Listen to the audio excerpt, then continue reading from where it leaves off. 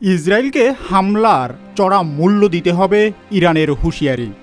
ইরানের পারমাণবিক স্থাপনা সহ দেশটির বিভিন্ন স্থানে ইসরায়েলের প্রাণঘাতী হামলার কঠোর জবাব দেওয়ার অঙ্গীকার করেছে তেহরান।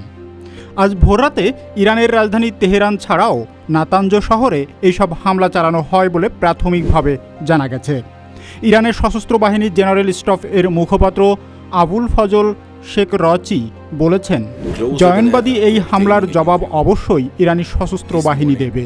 মুখপাত্র আরও বলেন, ইসরায়েলকে তার হামলার চড়া মূল্য দিতে হবে এবং ইরানের সশস্ত্র বাহিনীর কঠোর জবাবের জন্য প্রস্তুত থাকতে হবে। এদিকে ইরানের নিরাপত্তা বাহিনীর একটি সূত্র রয়টার্সকে বলেছে, ইসরায়েলের হামলার জবাব হবে কঠোর ও ফলাফল নির্ণায়ক।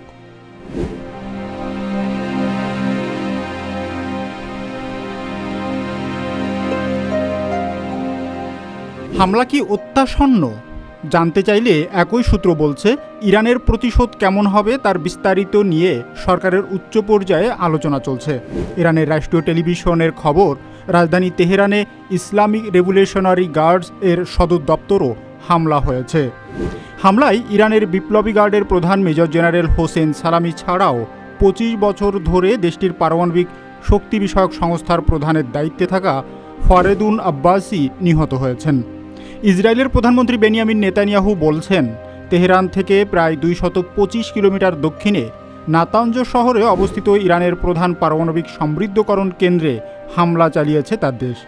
ইরানের যেসব বিজ্ঞানী দেশটির জন্য বোমা তৈরির কাজে যুক্ত ছিলেন তাদের লক্ষ্য করে এই হামলা চালানো হয়।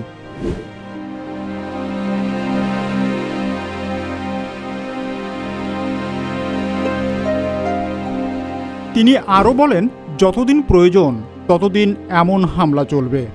এর আগে 2021 সালের এপ্রিলে একই স্থাপনায় সাইবার হামলার জন্য ইসরায়েলকে দায়ী করেছিল ইরান।